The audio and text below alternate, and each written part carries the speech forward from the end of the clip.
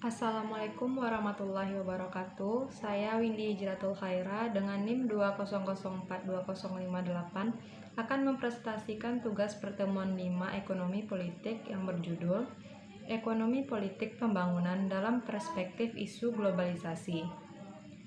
Ekonomi politik pembangunan dalam perspektif isu globalisasi menyoroti interaksi kompleks antara faktor-faktor ekonomi, politik, dan sosial dalam konteks globalisasi.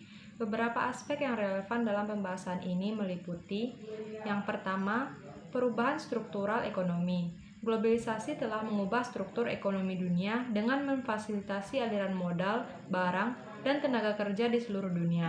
Hal ini mempengaruhi strategi pembangunan suatu negara dan menimbulkan tantangan dalam mengelola dampaknya terhadap pertumbuhan ekonomi, ketenagakerjaan, dan distribusi kekayaan. Kedua, ketimpangan ekonomi.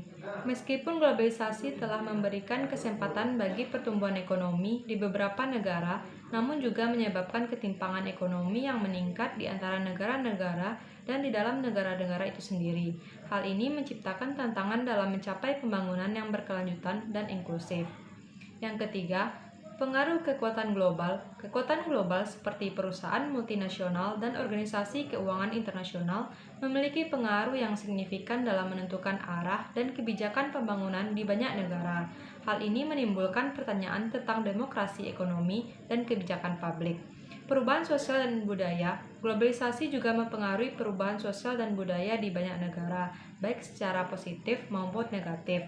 Hal ini mencakup penyebaran nilai-nilai konsumen global, penyesuaian terhadap standar internasional, dan konflik identitas budaya. Yang kelima, isu lingkungan.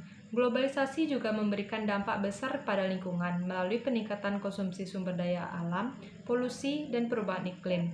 Hal ini menimbulkan tantangan baru dalam mencapai pembangunan yang berkelanjutan.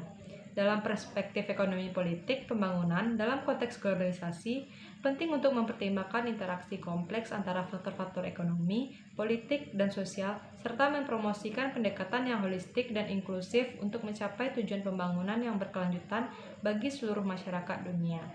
Sekian presentasi dari saya. Assalamualaikum warahmatullahi wabarakatuh.